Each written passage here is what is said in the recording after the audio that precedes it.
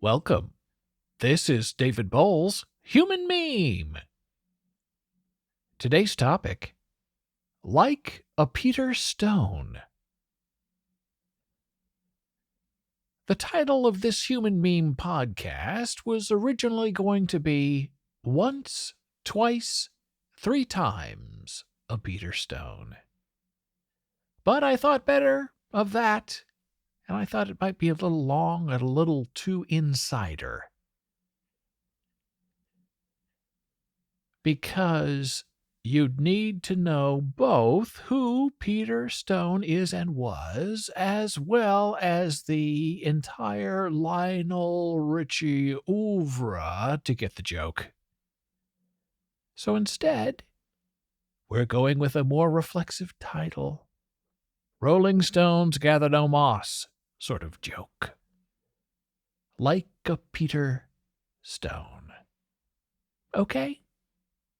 Okay, so Peter Stone was a super genius. He won an Academy Award for screenwriting. He won Tony Awards for his stage play authorship. Peter Stone was the head of the Dramatists Guild for a generation. And if you watched the Tony Awards on television during one 25-year stretch, all the shows every year were written for broadcast by Peter Stone. I was fortunate to meet Peter Stone when I became his associate. He said I was more than an assistant on his Broadway production of The Will Rogers Follies. Oh, and as some background, make sure you go to bolesblogs.com and read my article about Peter Stone called Peter Stone and the Short Con. It's a great story, and it all actually happened. And, my friend, also make sure you listen to my previous Human Meme podcast, Omne Trium Perfectum, The Rule of Three, because all of that sets up this particular Human Meme podcast like a Peter Stone. And so here's a bit of background on Peter Stone. He found great success on the stage and on television and in film as a writer. Peter Stone was born to a famous mother, and that always helps. Peter Stone's mother had a grand career in film, and for her to help her son Peter find success was natural and expected. Because, you see, Hollywood runs on the expectation of nepotism. Hollywood is basically a closed society. And in Hollywood, well, that's where the real American royalty are born, into the perpetuation of wealth and fame. American royalty is not found in Washington, D.C. or New York City. And the first rule of Hollywood royalty is this: it is always better to have famous parents in Hollywood than not. And that, my friend, is a painful and sad fact. But if you are able to break through, and that is actually the term, breaking through, and if you break through in Hollywood and you make it on your own, with your own talent and with no family help, then you are truly a star in Hollywood. So, my dear friend and mentor, Peter Stone, had a reputation in the business as something impossible. Peter Stone was not human. Peter Stone was a rock, a boulder, a Sisyphean stone that others had to roll up a hill, only to have that Peter Stone roll back down on them again. Peter Stone listened to no one. Peter Stone respected no man but himself. Peter Stone was difficult. Peter Stone was a genius. And Peter Stone was, in his own way, his own man. And Peter Stone lived up to the hardness and the rigidity of his last name. You could not break Peter Stone or persuade Peter Stone unless he, Peter Stone, allowed you to break through, to touch him, to touch the stone, the touchstone. Peter Stone was an undiagnosed INTJ personality, and Peter Stone was hated and reviled by more people than those who stood by his talent. And there were always barracudas surrounding Peter Stone, waiting for him to slip and fall and fail, just so they could pounce on his carcass and eat him alive and erase his career and all of his awards. But none of that happened. Peter Stone always found a way, always found success. Peter Stone was a winner. Peter Stone always came up heads when called. Peter Stone was magic and majestic. And like the great Hercules, Peter Stone had a secret. Peter Stone had a hidden soft spot that was not made of the granite and marble inspired by his last name. Yes, Peter Stone had an Achilles heel and a false heart, and there was a way to manipulate him, even though he was the man who shall not be moved. And this was Peter Stone's secret. And this secret was freely shared by Peter Stone himself with anyone who cared to listen. But Peter Stone never shared this secret with any of his co-authors or collaborators, like lyricists or producers or designers or directors. No. Peter Stone only shared his secret with stagehands and workers and associates and delivery people, and others whom he did not feel threatened by in collaboration. People who were beneath him. People who were safe for keeping the sacred secret.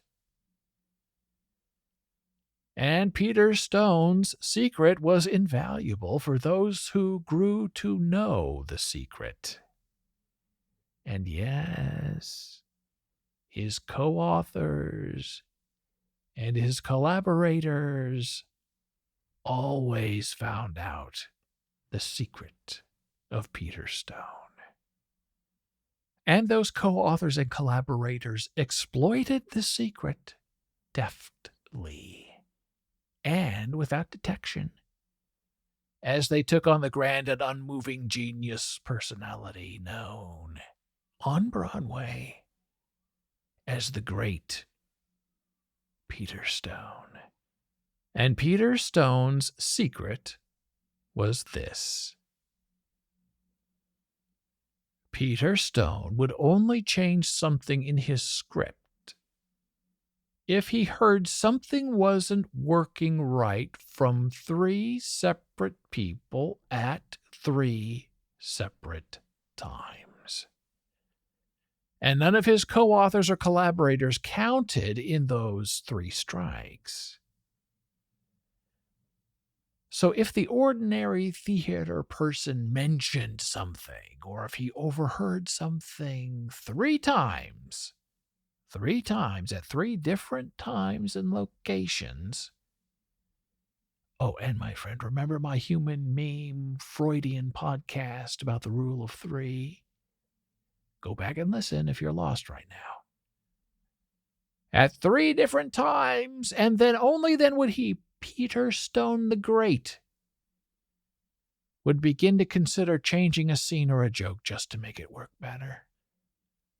Well, my friend, once his co-authors and collaborators found out Stone's secret, and it wasn't hard, once they found out his personal pedantic rule of 3, they would all get together, set about to secretly find 3 different people in 3 different places to mention to Peter Stone or be within earshot of Peter Stone. He was always listening to what other people thought of his work. And if Peter heard something wasn't quite right or not working and it needed to be changed, then Peter Stone changed. Here's how it would work. A stagehand would question aloud about the joke that ends the second act. Then, at another time later, and maybe the same day, an assistant, somebody's assistant, would wonder in passing to Peter Stone directly why nobody was laughing at that joke at the end of the second act. And finally, maybe the next day or so, near the men's restroom, a janitor was overheard by Peter Stone himself, commenting aloud to himself that the second act didn't end funny. Aha! And whom. The trap was set. The beast was trapped.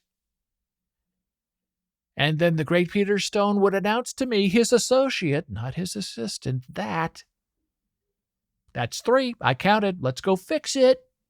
And we'd jump up the stairs to the writer's room at the old Billy Rose Theater, and we'd rework the end of the second act to make the joke and the whole scene better. And Peter Stone always made a scene better in the rewrite, if you could ever convince him to change what he thought was already working. And Peter Stone's favorite thing was the incidental laugh. You hear that long chuckle, Boles? That's great for us. That one laugh seeds everyone and gives them all permission to laugh louder later, Stone would say to me. And unfortunately, crushing Peter Stone into gravel was just as easy as the intermittent cough. Oh, Boles, that cough is bad. That person is bored. Continued coughing like that kills an entire show, Peter Stone would lament from the back row. And Peter Stone always started his own applause when he was in the theater. He had big, massive hands that clapped as loud as thunder. And he encouraged everyone around him to clap as loudly and as long as their hands could stand it. Applause, Boles, he'd say to me, is the soul of the theater. Now, I always thought Aristotle taught us conflict was the soul of the theater.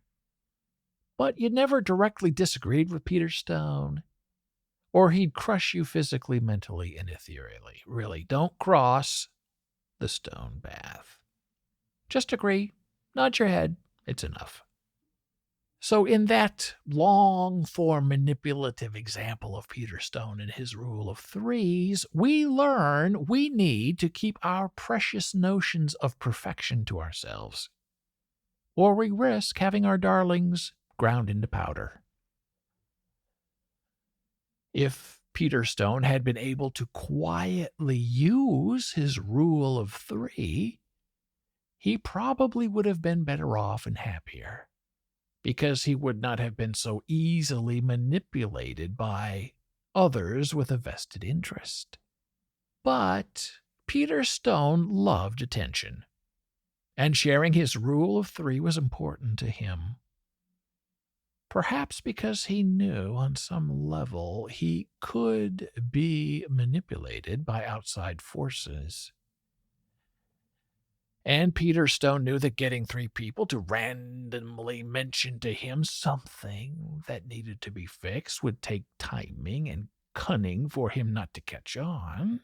And maybe, after all, this Peter Stone rule of 3 was a purposeful salve against flippant false advice that always clings to the walls of a new theater production in rehearsal. And maybe, just maybe, Peter Stone wanted that effort made on his behalf. presumably behind his back, because that would force his collaborators and co-authors to stage these three people at different times to tell him something was wrong.